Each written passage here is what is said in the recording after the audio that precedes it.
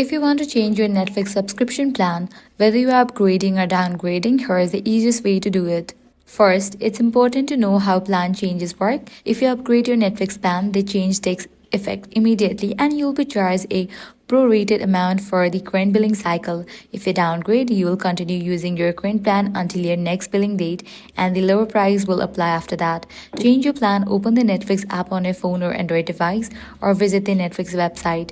In the app, tap My Netflix at the bottom right, then tap three-line menu at the top right and select account. You won't be able to change your plan directly inside the app, so tap Manage Account, which will open the web version of Netflix. Sign in to your account.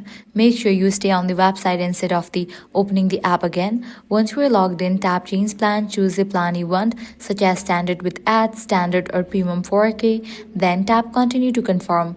Your new plan will either apply immediately if you upgrade or at the start of your next billing cycle if you downgrade. And from then on, you'll be charged the new plan price. And that's it. If this guide was helpful, do not forget to like, share, and subscribe.